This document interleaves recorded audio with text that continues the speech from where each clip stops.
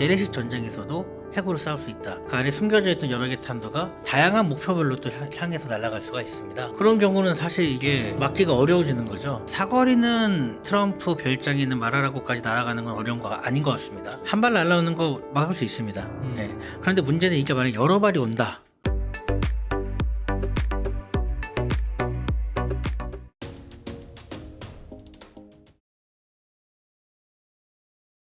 오늘은 박용환 박사님을 모시고 함께 북한의 전반적인 이야기와 군사, 세계 지정학에 관한 말씀 들어보도록 하겠습니다. 박사님 안녕하세요. 안녕하십니까. 박사님 웅달책방 첫 출연이신데요. 간단하게 자기소개 부탁드리겠습니다. 네, 저는 한국국방연구원에서 안보 전략, 북한 군사를 연구하고 있습니다. 또 연구원에 합류하기 전에는 중앙일보에서 국방부 출입 기자를 지내기도 했습니다. 네, 박사님께서는 그 핵무기, 그 다음에 북한의 어떤 체제 전복, 이런 것에 대한 전문가로 알려지셨는데요. 먼저 핵무기에 대해서 좀 여쭤볼게요. 우리는 북한의 핵에 대해서 잘 모른다는 생각이 좀 듭니다. 북한이 포괄적인 핵 사용 전략이라는 걸 가지고 있다고 하는데 포괄적 핵 사용 전략이란 무엇인가요, 박사님? 사실 이게 미국에서도 북한의 핵 전략을 연구를 많이 하고 있습니다. 이제 대표적으로 이제 유명하신 분이 이제 비핀나란 교수라고 있는데요. 그분이 이제 과거에 북한을 뭐 총매형 전략이다 이런 식으로 설명을 했습니다. 쉽게 얘기하면 협상용으로 또는 이제 좀 소수의 핵무기로 목표를 달성한다 했는데 최근에 북한의 핵 능력을 보면 이제 그걸 넘어서는 뭐 전문적으로는 이제 비대칭 확전 능력이다라고 하는데 그걸 또 다른 말로 하면 이제 우리가 이제 포괄적인 핵 전략이다라고도 설명을 합니다. 그래서 보통은 핵과 핵으로 싸우는 게 기본적인 개념인데 이런 경우는 재래식 전쟁에서도 핵으로 싸울 수 있다. 그리고 선제적으로 핵을 사용할 수 있다라는 사례가 됩니다. 뭐 대표적인 사례가 아마 파키스탄 같은 경우가 유사하기도 합니다. 네. 그러면은 이 보통은 핵무기는 핵으로 싸운다는 게 기본 개념이라고 하셨잖아요. 그러면은 적이 핵을 쏘기 전에는 우리도 안 쏜다가 기본인 거예요? 보통은 그래서 핵을 공격받기 전에는 우리 핵을 쓰지 않는다라고 이렇게 천명을 하기도 하는데요.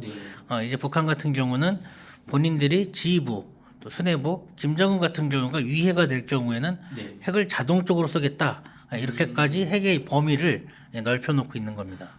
그러면은 이게 어떻게 보면 우발적으로 핵 사용을 할 수도 있는 거잖아요. 과거에 이제 미국과 소련 같은 경우도 우발적인 핵 위기가 근접했던 경우가 여러 차례 있었습니다. 실제 핵무기를 다루다 보면 우리가 뭐 총을 가지다 보면 결국 이제 총기 사고와 좀 가까워질 확률이 높아지는 것처럼 핵을 만지면 또 그럴 확률이 올라가는 건 당연한 거죠. 그러면은 이제 북한이 과거에는 뭐 핵무기 뭐 소수를 갖고 있다, 몇 발 없다 이렇게 알려졌었는데 최근에는 많이 바뀌었다고 하셨잖아요. 북한이 핵무기를 이제 투발할 수 있는, 쏠 수 있는 능력을 지속적으로 개발해 왔다고 들었는데 어떤 핵무기들을 구체적으로 좀 가지고 있는 건가요? 일단은 이제 핵무기 투발 수단이 중요합니다. 무기가 있다 하더라도 우리 과거처럼 이제 폭격기에 싣고 가서 목표 지점에서 떨어뜨리는 그러니까 우리가 이제 일본에서 있었던 사례는 이제는 어렵죠. 그렇기 때문에 결국 대부분은 결국 이제 미사일에 뭐 순항 미사일이든 탄도 미사일이든 그런 부분에 실려서 날아가게 될 텐데 북한 같은 경우는 뭐 이미 우리 언론에 다 나온 것처럼 단거리 미사일 많이 쏘고 있고요. 또한 이제 미국도 사정권에 들 수 있는 장거리 미사일 시험도 계속 하고 있습니다. 그리고 최근에는 뭐 극초음속 미사일도 개발하는 동향이 포착이 되기도 하고 또한 이제 수중에서 하는 그런 체계도 개발하고 있는 것으로 저희가 지금 관측이 되고 있습니다. 그러면은 이게 기본적으로 과거에 단거리나 ICBM이랑 장거리 미사일은 저희가 조금 익숙한 개념인데 그 미사일에 달아서 멀리 쏘는 거잖아요. 극초음속 미사일이라는 건 뭔가요, 박사님? 극초음속 미사일 같은 경우는 결국 이제 상대방에게 노출을 좀 줄이면서도 마지막에 좀 일격을 가할 수 있는 미사일이다 이렇게 볼 수 있습니다. 왜냐하면 이게 지구가 공명률이 있기 때문에 사실 멀리 있으면 레이더가 좀 관측이 안 되죠. 그래서 사실은 그 근처까지 아주 레이더에 탐지 안 되도록 날아가서 마지막 순간에 이제 마하 5 이상의 속도로 아주 빠르게 타격을 하는데요. 그러니까 약간 순항 미사일과 탄도 미사일을 좀 결합했다 이렇게 보면 좀 좋을 것 같습니다. 통상 탄도 미사일은 매우 빠르고 대신에 이제 고도가 높아서 이제 좀 레이더에 관측되기가 쉽죠. 순항 미사일은 고도가 낮아서 관측이 잘 안 되지만 보통은 한 마하 1 정도 그러니까 사실은 좀 요격 가능성이 높죠. 네. 그래서 이걸 좀 하이브리드 했다 이렇게 보는 게 좀 좋을 것 같습니다.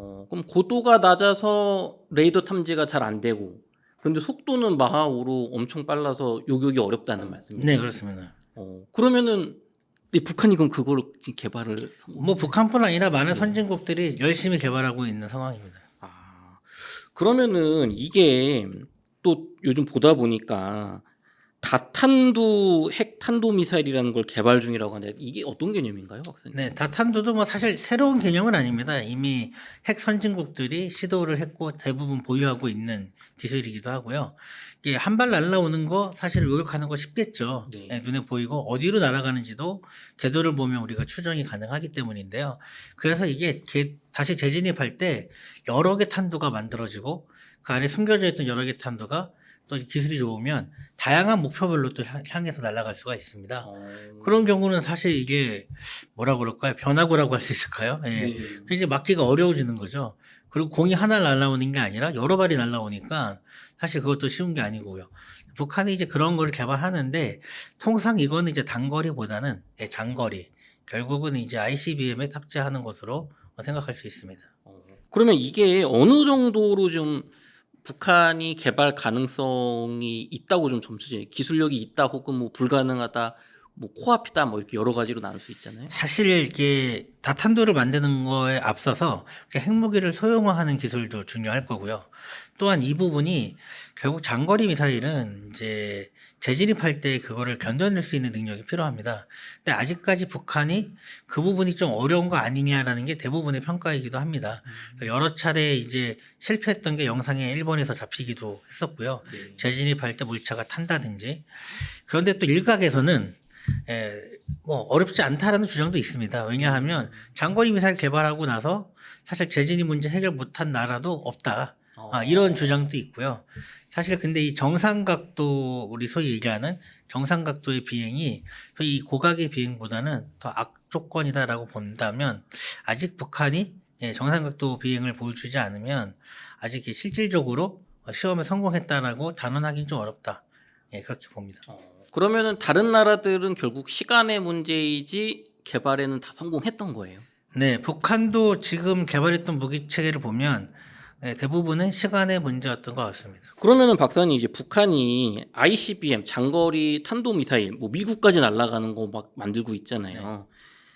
지금 북한이 개발 성공하거나 이제 코앞 성공을 눈앞에 두고 있는 기술이 좀 어느 정도 되나요? 사거리나 위력 뭐 이런 게 어느 정도 되나요? 일단은 이제 세 가지 측면에서 볼 수 있는데요. 사거리는 우리 소위 얘기하는 트럼프 별장에 있는 마라라고까지 날아가는 건 어려운 거 아닌 것 같습니다. 그리고 이제 소위 우리가 이제 스탠드오프 할 수 있는 능력, 결국 이제 고체 추진이 중요할 텐데요.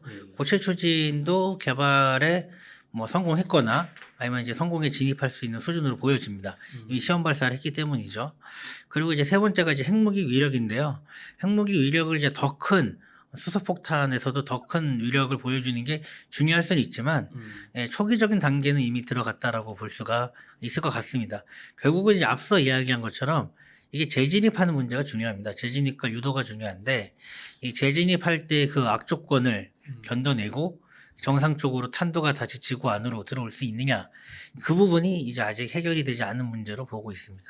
그럼 북한이 해결을 못한 게 이게 미사일을 탄도 미사일을 빵 쏘면 이제 지구가 있으면 지구 뭐 이렇게 성층권을 뚫어서 이렇게 우주 가까이 갔다가 이렇게 다시 미국까지 날아가서 이렇게 내려가는 요 네, 그렇습니다. 지구로 다시 재진입하는 요 문제가 있는 거예요. 네, 맞습니다. 어떤 문제가 있나요, 거기? 그때 이제 고열에 노출이 되는데요. 네. 고열에 노출될 경우에 두 가지 문제가 있습니다. 첫째는 물체가 타버릴 수도 있고요. 그리고 이게 일부 균일하게 타지 못하면 이게 사실 무게 중심이 안 맞으면 유도가 제대로 안 돼서 딴 데로 갈 수도 있죠. 네. 그리고 또 그 조건에서 안에 있는 그 다양한 장비들이 정상 작동을 해야 사실은 다시 들어와서도 비행이 가능한데 그게 잘못될 가능성도 있는 거죠. 이런 부분들이 다 해결이 가능해야 됩니다. 근데 이제 우리 소위 얘기하는 이 고각 발사라는 건 거기에 노출되는 시간이 적습니다. 물론 속도는 빠르지만. 근데 우리가 정상 궤도는 보시는 것처럼 이렇게 떨어지는 것보다 옆으로 떨어지는 게 노출되는 시간이 더 길겠죠. 네. 이 시간이 중요합니다. 노출되는 시간이 길기 때문에 더 오래 있어야 되는 거죠. 이거 뭐 적절한 비유인지 몰라도 저희가 뜨거운 온탕에 들어갈 때 잠깐 들어갔다가 나오는 건 아주 뜨거운 것도 가능할 수 있습니다. 근데 요거보다 조금 온도가 낮지만 거기 들어가서 제가 더 오래 앉아 있어야 된다. 더 어려운 미션이 되겠죠. 네. 마찬가지입니다. 이것도 이 오랜 기간 들어오는 동안 이게 안전하게 소위 배달이 될 수 있어야 되는데 그 부분에 있어서의 기술이 좀 아직은 부족한 것 같고 아마도 러시아와 협력을 할 때 이 부분도 고려하지 않을까 이렇게 생각을 해봅니다. 그러면은 그런 결국에는 재진입 문제가 아직은 해결이 안 됐다고 하셨는데 이런 핵무기를 성공한 국가들을 보면 결국엔 그것도 시간의 문제지 개발을 성공을 했나요? 물론 이제 핵무기 국가가 모두 다 ICBM을 보유하고 있지는 않습니다. 예. 하지만 우리가 소위 핵의 선진국이라고 할 수 있는 국가들은 예, 성공을 했습니다. 그러면은 이게 우리나라 입장에서는 사실 가깝잖아요. 그럼 단거리 미사일로 핵무기로 서울이나 뭐 부산을 공격할 수도 네. 있는 건데 이거는 뭐 우주까지 날아갔다가 떨어질 필요가 없지 않습니까? 예, 단거리는 예, 재진입 문제가 예, 고려될 필요가 없습니다. 현재 예, 전 문제 없다고 봅니다. 예. 그러면 이미 북한은 적어도 우리나라에는 핵 공격을 효과적으로 할 수 있는 수단이 이미 다 있다라고 봐야 되는 건가요? 그렇습니다. 왜 우리가 소위 얘기하는 이제 방사포라는 것도 있죠. 그리고 또 단거리 미사일도 있고요. 그리고 이제 아마도 예, 잠수함에서 발사하는 이런 단거리 미사일도 기술적으로는 큰 어려움이 없을 것 같습니다. 그러면은 박사님 그 잠수함은 이게 사전에 잡기가 어렵잖아요. 네. 준비 과정이 눈에 안 보이니까. 그럼 북한이 영화에서 보는 것처럼 잠수함에서도 지금 핵미사일을 우리나라한테 발사할 수 있는 능력이 있다고 보시는 건가요? 일단 북한이 단거리 미사일을 사출할 수 있는 능력, 발사할 수 있는 능력은 제한적이지만 보유하고 있다라고 볼 수 있고요. 물론 또 아직은 이제 디젤 추진 방식이기 때문에 소위 우리 원자력 추진 잠수함처럼 장기간 네. 원거리까지 이동해서 작전하는 거 역시 제한은 됩니다. 다만 이 제한된 조건, 북한 인근 해안에서 짧은 시간 동안 숨어 있다가 쏜다 이런 거는 가능할 것으로 보여지고요. 다만 이제 여기에 핵무기를 탑재할 수 있느냐는 좀 더 어려운 문제가 있습니다. 소위 우리가 핵 지휘 통제 능력을 갖춰야 되는데 네. 그러니까 김정은이 마음대로 핵무기를 다룰 수 있어야 되는 거죠. 김정은이 원하지 않을 때는 절대 발사되지 않고 네. 설사 발사된다 하더라도 핵이 기폭되지 않아서 그냥 깡통이 되는 거죠.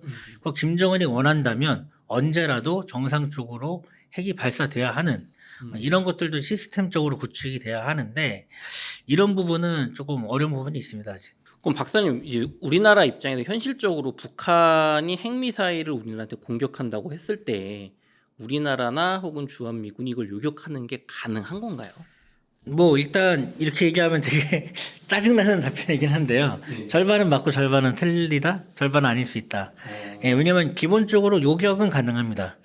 예, 그런데 저희가 이 동시교전의 능력이 중요한데요. 네. 한 발 날라오는 거 막을 수 있습니다. 음. 예, 사례를 보면 이라크 같은 경우도 우리 전쟁을 할 때 네.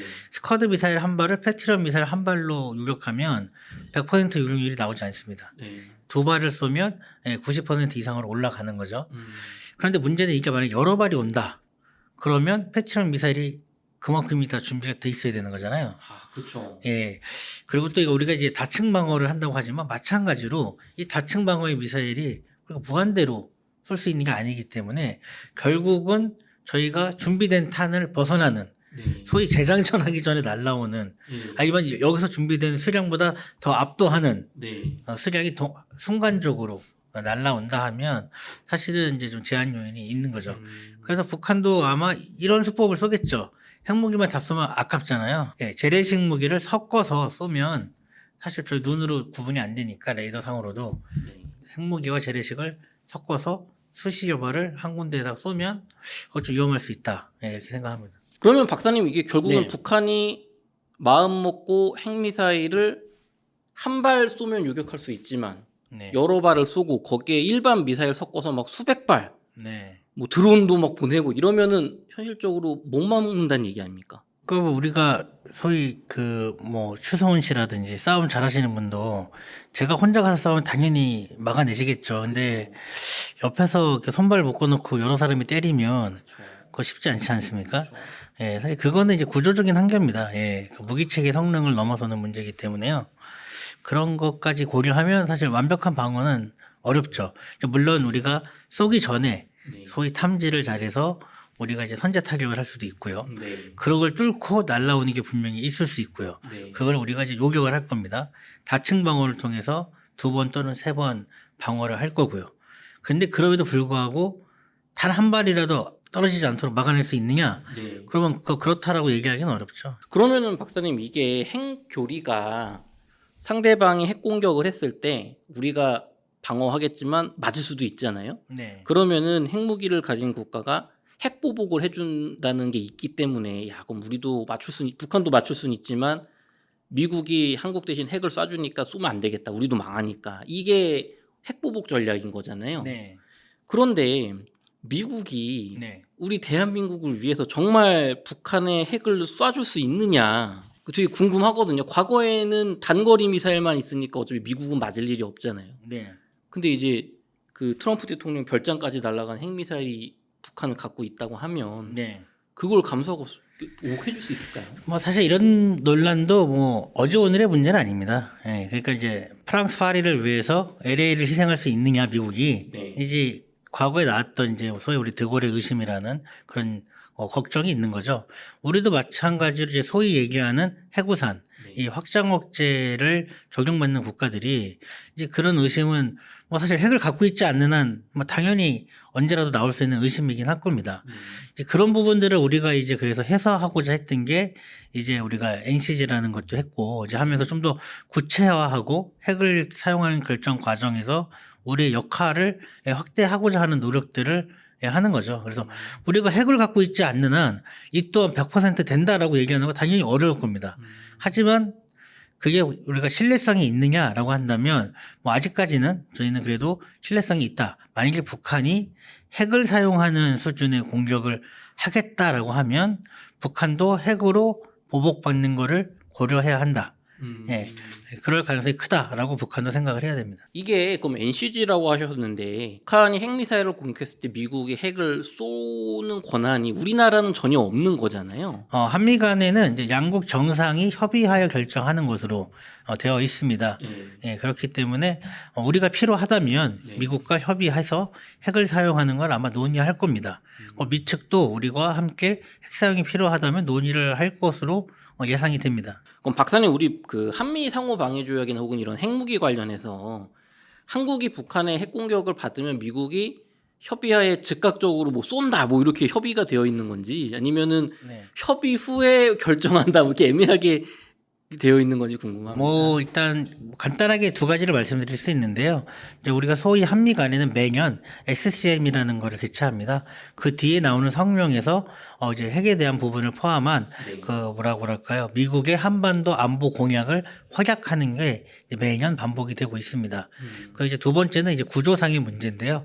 이러한 지침들은 이제 뭐 모두 다 공개되어 있지는 않지만 한미 간의 작전 지침이라든지 이런 것들을 볼 때 기본적으로 우리가 이제 실무적으로 이제 연합사 수준에서 논의되는 부분, 그 다음에 이제 MCM이라고 해서 합참 수준에서 논의되는 부분, 그 다음에 이제 SCM이라고 해서 장관급 이상에서 논의되는 부분, 그리고 이제 정상 간에 논의되는 부분들이 사실 계층적으로 다룰 수 있는 의제들이 다 정리가 되어 있습니다. 핵 같은 경우는 당연히 미국도 미 대통령이 결심하는 사안이고 이 부분은 이제 한미 정상 간에 합의되는 사안으로 볼 수 있습니다. 미국 같은 경우는 과거 아프가니스탄 전쟁을 봤을 때 또 최근에 우크라이나 전쟁도 그렇지만 아프가니스탄에서도 이제 돈 너무 많이 들고 이 쓸모가 없어지니까 뭐 철군한 적이 있고 베트남 전쟁에서도 남베트남에 대한 방위를 공약을 했지만 실제로는 그냥 손을 떼버렸잖아요. 그리고 공산화가 됐고 지금 뭐 탈레반에 넘어갔고 네. 러우 전쟁에서도 지금 러시아가 핵무기를 가진 국가인데 그런 국가와 맞서는 거 좋지 않다라는 트럼프 대통령의 말이 계속 나오고 있는데 이거를 저희가 좀 미국만 믿고 있어도 되는 건지 혹은 우리가 좀 이걸 어떻게 방지할 수 있는 수단이 억제력을 가질 수는 없는 건지가 좀 궁금합니다. 네, 우리가 뭐 어떤 특정 국가에 우리의 안보를 전적으로 의탁했다면 우리 군대가 존재하지 않겠죠. 예. 기본적으로 우리는 우리 능력으로 독자적인 능력으로 우리 안보를 지켜내는 거고요. 이제 다만 뭐 많은 국가들이 다양한 연합 또는 이제 동맹 체계를 통해서 그러니까 결국 이제 우호적인 국가들과 힘을 협력하여서 안보의 효과성을 더욱더 높이는 그런 노력을 합니다. 그러니까 한미 동맹도 우리가 미국에 의존한다라기보다는 우리의 그 안전 보장을 더욱 공고히 하기 위해서 좀 더 보완한다. 이렇게 접근하는 게 좀 더 합리적인 것 같습니다. 박사님, 저희 이어서 이제 북한의 또 미사일 이외에도 굉장히 무서운 핵 포격이라는 게 있다고 네. 하는데 진화하는 북한의 핵무기 2부에서 다뤄보도록 하겠습니다.